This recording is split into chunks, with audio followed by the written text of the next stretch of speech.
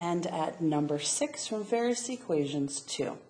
First thing I'm going to do is I'm going to move the positive x and the negative 2 to the other side. And when I move to the other side, we're just going to do the opposite. So I had a 7 there. When I move x over, it's going to be negative. When I move the 2 over, it's going to become positive. And now I'm going to combine like terms. 7 plus 2 is 9. To remove the square roots, we eventually can solve for x and need to square both sides. The left-hand side cancels out. I bring down 21 minus x. Okay, multiplying the fronts to get 81. A negative x times a negative x is a positive x squared. Remember, we can do this right now in our head. So this is negative 9 and negative 9. Negative 9 and negative 9 combine to give you negative 18. I'm going to move these terms over by doing the inverse operation. Now there's nothing left on the left-hand side. On the right-hand side, I have x squared. Negative 18 and positive 1 is a negative 17x. 81 minus 21 gives us 60. Okay, remember not everything is factorable, but let's see what we can do here. What multiplies equal positive 60 and combines to give us negative 17. This tells us they're the same sign numbers, if we can factor, and they're both going to be negative. All right, let me find that graphing calculator. So I'm trying my combinations, and I have it in my head, but I do want to illustrate how we can do this. 60 divided by 1, 1 and 60 doesn't combine to give you 17 divided by 2, 2 and 30 can't. But when we take 60 and divide it by 3, 3 and 20 can. The larger number must be, that is not going to work. That is not going to work. And the reason it's not going to work is I almost put down 20 and 3 thinking we could subtract them. They have to be the same sign in both negative. That doesn't work, so let me keep going. Divided by 4, 4 and 15 doesn't work. Divided by 5, there we go. 5 and 12 does work. Okay, so down here I have x minus 5, x minus 12. Okay, so I have the two factors.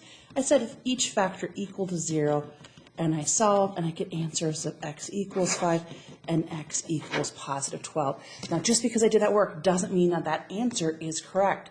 So let's come back to the original problem, and let's plug them in.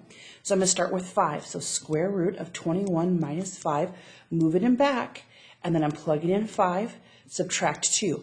I want this to equal 7. Oh, that does not equal 7. I'm going to try that once again to see if I plugged something in wrong here. Square root of 21, and then I have to do minus 5, moving back, plus 5, minus 2. There we go. I must have made an error in plugging it in. So I did get 7. The left side and the right side both equal 7.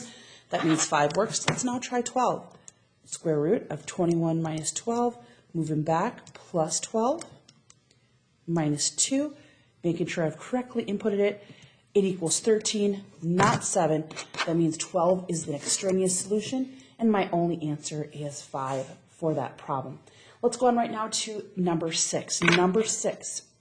Again, I'm going to do the exact same thing. I'm going to move these two quantities over to the other side. When I move them over, I'll use inverse operations. So as I move it, I add 2x and I subtract 1. And then I'm going to combine like terms. 5 minus 1 is 4. To isolate the x, I got to start by getting rid of the square root. Whatever I do to one side, I must do to the opposite side as well. 3 minus x equals, write this down twice. Remember the common mistake is students just want to distribute this and get 16 plus 4x squared. It does not work that way. 3 minus x, let's multiply the fronts to get 16. Let's multiply the backs to get 4x squared. Now this middle region, 8x plus 8x is 16x. I'm going to move the quantities on the left over.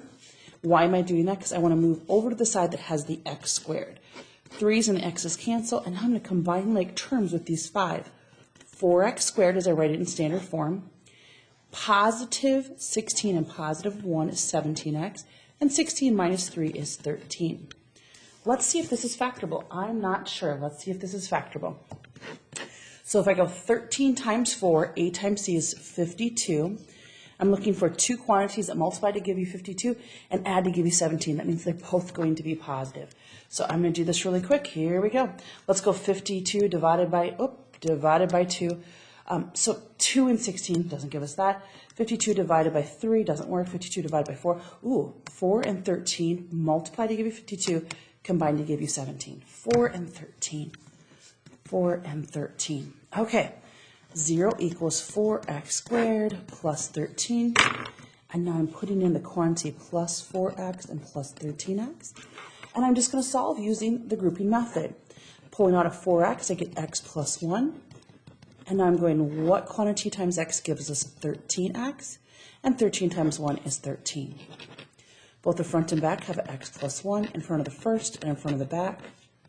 Setting each quantity equal to 0 and solving.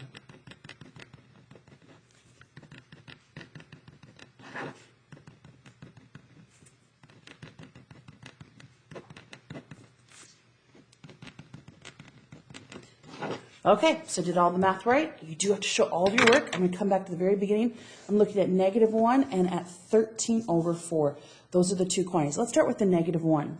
Square root of 13 subtract, now in parentheses -1, moving back, subtract 2 in parentheses -1 plus 1. I want this value when I substitute -1 to equal 5.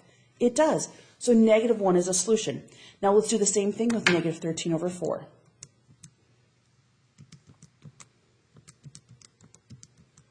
Moving back.